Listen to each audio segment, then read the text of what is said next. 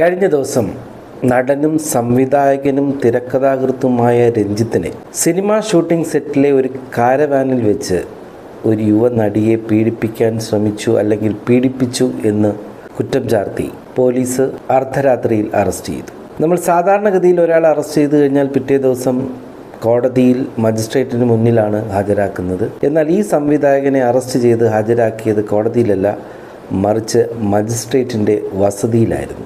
എന്തിനായിരുന്നു പോലീസ് ഇത്രയും തിടുക്കം കാണിച്ച് കോടതിയിൽ പോലും ഹാജരാക്കാതെ മജിസ്ട്രേറ്റിൻ്റെ വസതിയിൽ കൊണ്ട് ഹാജരാക്കിയത് എന്ന് പലർക്കും സംശയം തോന്നാം. നിങ്ങൾക്കറിയാം, എന്നാലും ഞാൻ പറയാം. ഒരു വ്യക്തിയെ അറസ്റ്റ് ചെയ്ത് കഴിഞ്ഞാൽ 24 മണിക്കൂറിനുള്ളിൽ മജിസ്ട്രേറ്റിന് മുന്നിൽ ഹാജരാക്കണമെന്നാണ്.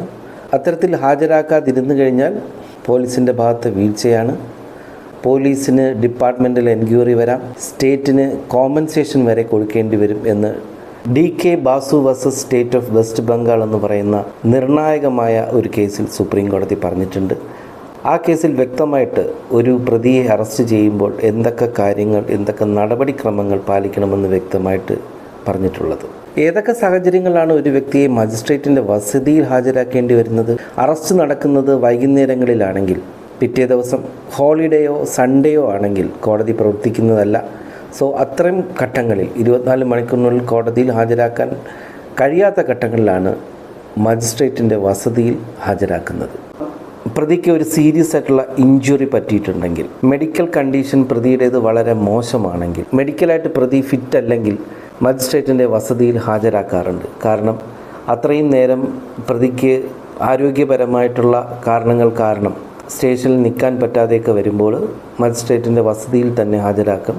കാരണം പിറ്റേ ദിവസം കോടതി കൂടുന്നത് വരെ ആ ഒരു ഫിസിക്കൽ കണ്ടീഷൻ വെച്ചിട്ട് പ്രതിക്ക് നിൽക്കാൻ പറ്റാതെ വരുന്ന സാഹചര്യങ്ങളിൽ മജിസ്ട്രേറ്റിന് മുന്നിൽ ഹാജരാക്കും. അപ്പോൾ മജിസ്ട്രേറ്റ് ചോദിക്കും, പോലീസ് മർദ്ദിച്ചോ, ഇത്തരത്തിലുള്ള ഇഞ്ചുറി പറ്റിയത്, ഇത്തരത്തിലുള്ള ഫിസിക്കലി വീക്കായത് പോലീസിൻ്റെ എന്തെങ്കിലും ഉപദ്രവം കൊണ്ടാണോ എന്നൊക്കെ മജിസ്ട്രേറ്റ് ചോദിക്കേണ്ട ബാധ്യതയുണ്ട്. അത് മജിസ്ട്രേറ്റ് എഴുതിയെടുക്കുകയും ചെയ്യും.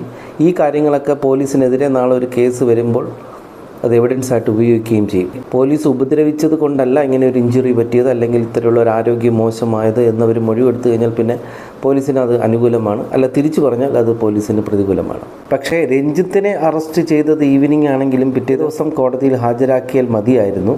എന്നാലും രഞ്ജിത്തിനെതിരെ പോലീസ് ചുമത്തിയിരിക്കുന്ന വകുപ്പുകൾ വെച്ച് നോക്കുകയാണെങ്കിൽ അത് ഇതൊക്കെയാണ്. 74 BNS, സ്ത്രീയെ ബാലഭംഗപ്പെടുത്തണമെന്നുള്ള ഉദ്ദേശത്തോടുകൂടി ഉപദ്രവിക്കുക, 1 വർഷം മുതൽ 5 വർഷം വരെ തടവ് ശിക്ഷ ലഭിക്കാവുന്ന ഒരു കുറ്റമാണ്. 75 BNS, ഒരു സ്ത്രീയോട് ലൈംഗിക ചേഷ്ടകൾ കാണിക്കുക, അവരെ സെക്സിന് നിർബന്ധിക്കുക തുടങ്ങിയ വകുപ്പുകളാണ്.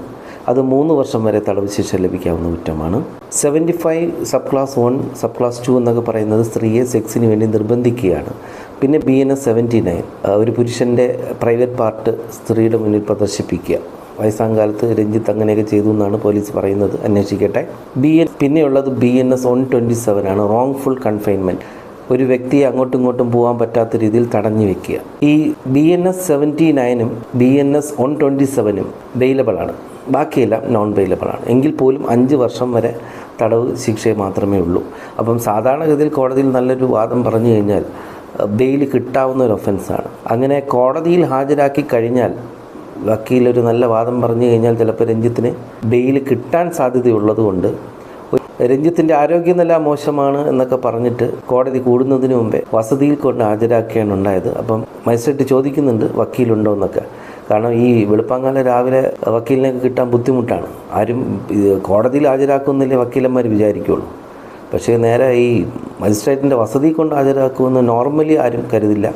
അപ്പം പോലീസ് അങ്ങനെ ഒരു കളിയൊക്കെ കളിച്ച് എന്തായാലും രഞ്ജിത്തിന് ജാമ്യം നിഷേധിച്ചിട്ടുണ്ട്. രഞ്ജിത്തിനെ എങ്ങനെയെങ്കിലും അകത്താക്കിയേ പറ്റുള്ളൂ എന്ന് കരുതിക്കൂട്ടി നല്ല പ്ലാനിങ്ങോടെ തന്നെയാണ് സംഭവം രഞ്ജിത്തിനെ ഉള്ളയാക്കിയത്. ആ മജിസ്ട്രേറ്റിൻ്റെ മുമ്പിൽ ഹാജരാക്കുമ്പോൾ ഇങ്ങനെ കുറച്ച് പ്രശ്നങ്ങളും കൂടിയുണ്ട്. ജാമ്യം പെട്ടെന്ന് തരണമെന്നില്ല, ജാമ്യം മിക്കവാറും തള്ളാനേ സാധ്യതയുള്ളൂ ഈ മജിസ്ട്രേറ്റിൻ്റെ വീട്ടിൽ കൊണ്ട് ഹാജരാക്കുമ്പോൾ. പിന്നെ എന്തിനാണ് ഇത്ര ഒരു കാടൻ നിയമം വെച്ചിരിക്കുന്നത് എന്ന് വെച്ച് കഴിഞ്ഞാൽ ലോക്കപ്പ് മർദ്ദനങ്ങൾ കുറയ്ക്കാനായിട്ട് സാധിക്കും. ഉദാഹരണത്തിന് ഒരു സെക്കൻഡ് സാറ്റർഡേ, അതിൻ്റെ തലേ ദിവസം വെള്ളിയാഴ്ച ഒരാൾ അറസ്റ്റ് ചെയ്ത് കഴിഞ്ഞാൽ പിന്നെ സെക്കൻഡ് സാറ്റർഡേ, സൺഡേ, തിങ്കളാഴ്ചയെ കോടതിയുള്ളൂ. അപ്പോൾ തിങ്കളാഴ്ച സ്വാഭാവികമായിട്ടും കോടതി വർക്കിംഗ് സമയത്ത് കൊടുത്താൽ മതി എന്നൊരു നിയമം ഉണ്ടാവുകയാണെങ്കിൽ ഈ 3 ദിവസവും ലോക്കപ്പിലിട്ട് വ്യാജ പ്രതിയെ കൈകാര്യം ചെയ്യും. അങ്ങനെയുള്ള സാഹചര്യങ്ങൾ ഒഴിവാക്കാൻ വേണ്ടിയിട്ടാണ് അറസ്റ്റ് ചെയ്ത് 24 മണിക്കൂറിനുള്ളിൽ കോടതിയിൽ ഹാജരാക്കണമെന്ന് പറയുന്നത്. അപ്പോൾ അത്രയും ഇടിയുടെ എഫക്റ്റ് കുറയുമല്ലോ. ഒരു മജിസ്ട്രേറ്റിൻ്റെ മുന്നിൽ ഹാജരാക്കിയിട്ട് അയാളെ റിമാൻഡ് ചെയ്ത് കഴിഞ്ഞാൽ പിന്നെ അത് ജുഡീഷ്യൽ കസ്റ്റഡിയിലാണ്. ആ പ്രതിക്ക് പിന്നെ എന്ത് സംഭവിച്ചാലും അത് കോടതിയുടെ മേൽനോട്ടത്തിലാണ്. പോലീസിന് ഇനി തെളിവുകൾ കണ്ടെത്താൻ വേണ്ടി കസ്റ്റഡി വേണമെന്ന് പറഞ്ഞാലും കോടതിയിൽ അപേക്ഷ കൊടുത്ത് വാദം കേട്ട് കോടതിയുടെ അനുമതിയോടെ മാത്രമേ ചെയ്യാൻ പറ്റുള്ളൂ. അപ്പോൾ ഇത് നമുക്ക് പെട്ടെന്നൊരു കാടൻ നിയമമാണെന്നൊക്കെ തോന്നുമെങ്കിലും ഇത് ആക്ച്വലി പൗരന്മാരുടെ അവകാശങ്ങൾ സംരക്ഷിക്കാൻ തന്നെയാണ് നിയമത്തിൽ എഴുതി വച്ചിട്ടുള്ളത്.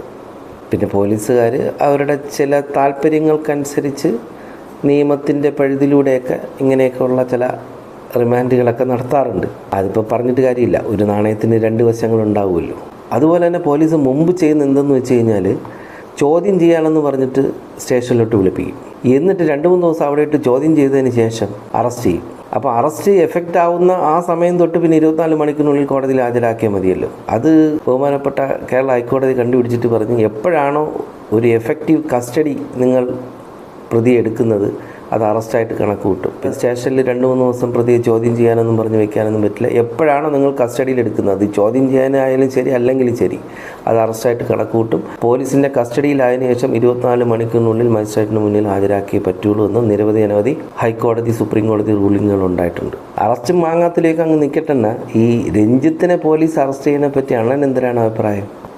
എൻ്റെ അഭിപ്രായം എന്ന് പറഞ്ഞു കഴിഞ്ഞാൽ, പല നാൾ കള്ളൻ ഒരു നാൾ പിടിയിൽ.